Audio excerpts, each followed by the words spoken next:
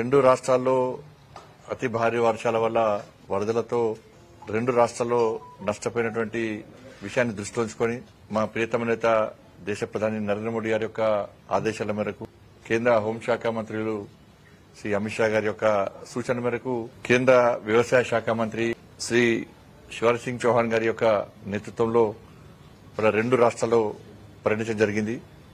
నిన్న వారు విజయవాడలో పూర్తిగా పర్యటించి ఈరోజు కలిసి కూడా ఇలా ఖమ్మం ప్రాంతంలో ఖమ్మం జిల్లాలో పూర్తిగా ఏరియల్ సర్వే చేయడం జరిగింది. దాంతోపాటు కింద కూడా క్షేత్రస్థాయిలో కూడా శ్రీ శివరాజ్ సింగ్ చౌహాన్ గారు ప్రత్యేకంగా రైతులను కలవడము, రైతులతో ఇంటరాక్షన్ ప్రోగ్రాం, ఫోటో ఎగ్జిబిషన్ గాని ఇవన్నీ కూడా రైతులతో స్వయంగా వెళ్లి పొలాలకు వెళ్లి క్షేత్రస్థాయిలో పరిశీలించడం జరిగింది. చాలా తీవ్రమైనటువంటి నష్టం జరిగింది. కాబట్టి అన్ని విషయాలను వారి నేతృత్వంలో పరిశీలించడం జరిగింది.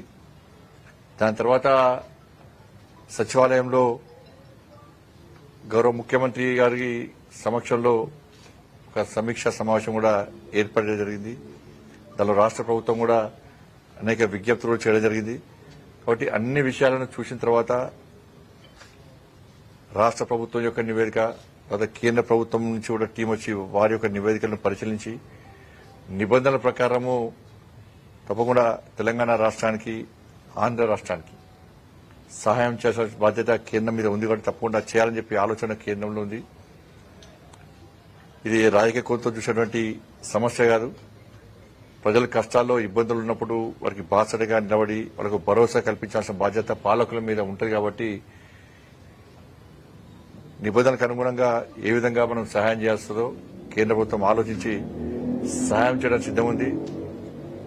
దురదృష్టం ఏంటంటే గతంలో ఉన్నటువంటి బీఆర్ఎస్ పార్టీ ప్రభుత్వం ఎన్డీఆర్ఎఫ్ వాడుకోకపోవడం వలన ఇప్పుడు దాదాపు 1345 కోట్ల రూపాయలు ఆల్రెడీ నిధులున్నాయి.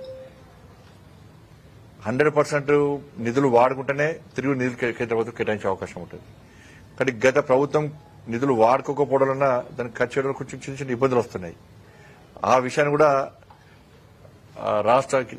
తెలంగాణ రాష్ట్ర ప్రభుత్వం మా శివరాజ్ గారి దృష్టికి తీసుకురావడం జరిగింది. శివరాజ్ సింగ్ చౌహాన్ గారు కూడా అన్ని విషయాలు వినడం జరిగింది. తప్పకుండా తెలంగాణ రాష్ట్రానికి సహాయం చేస్తాం, ఈ విషయాన్ని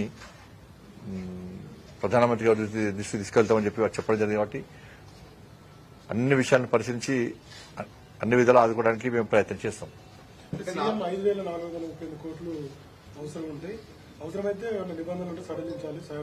అదే ఈ ఎన్డీఆర్ఎఫ్ విషయంలో సడలించాలని చెప్పన్నారు. రాష్ట్ర ప్రభుత్వ నివేదిక అందింది. కేంద్ర ప్రభుత్వం కూడా ప్రత్యేక టీమ్స్ పంపించి వారు కూడా ఇలా రకరకాలు ఉంటాయి. పశువులు ఎన్ని పోయినాయి, ఇండ్లు ఎన్ని పోయినాయి, పొలాలు ఎన్ని పోయినాయి, అన్ని రకరకాలుగా నిబంధనలు ఉంటాయి. కాబట్టి దానికి అనుగుణంగా సెంట్రల్ టీం కూడా వచ్చి వాళ్ళు కూడా ఒక నివేదిక తయారు చేస్తారు. రెండు నివేదికలను పరిశీలించి తప్పకుండా సహాయం చేయడానికి కేంద్ర ప్రభుత్వం ముందుకు వస్తుంది, చేస్తాం కూడా.